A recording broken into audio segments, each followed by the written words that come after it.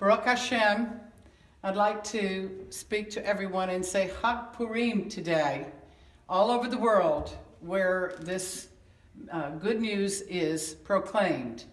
And of course, Purim begins at sundown tonight, and it's very nice to have it on a Shabbos as well, Shabbos Eve.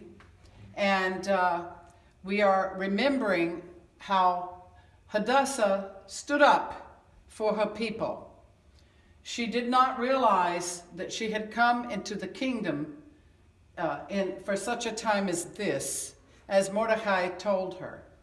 You know, and or maybe you don't know, over there in Iran, at the border where the Kurds live, there is the burial place of Hadassah and Mordecai.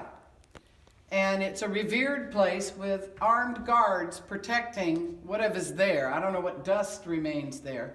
But this is a tremendous thing.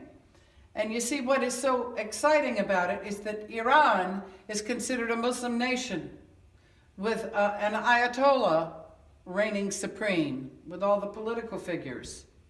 And yet the Jews still live there in different places. And somehow or another, this is a holy spot for Jews and Muslims. And I'm very thrilled about this because there will come a time, there will come a day when Jews and Muslims will worship together the living God. Amen. All the tribes shall worship together. And when Hadassah stood up, when she stood up, she didn't have any clue that she was standing up for generations upon generations upon generations of people who were not yet born.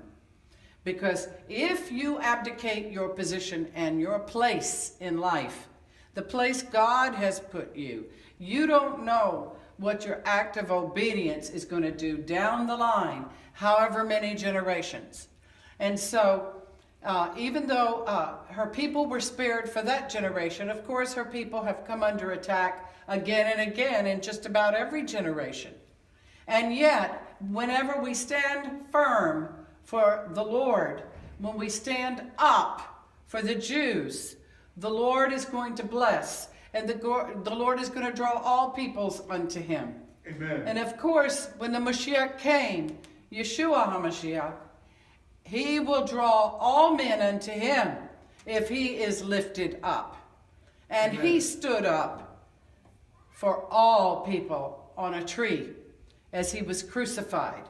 And he will draw you if you look to him today. If you seek for him, if you look and just inquire with your whole heart. Every year I've given myself to seeking a miracle from the Lord. I don't ask him for anything all year round. But at Purim, I ask him for a miracle. One year, a couple of years back, I was in the hospital with sepsis. Bibi Netanyahu was on the TV, and it was Purim, and yet the Lord gave me a wonderful healing from this terrible thing I was in. And I stayed in the hospital the entirety of Purim. And they actually found something and helped me with it, and I was healed. So today, I want to encourage everyone, look to him, ask largely. Ask the Lord to reveal himself to you. B'Shem Yeshua, amen.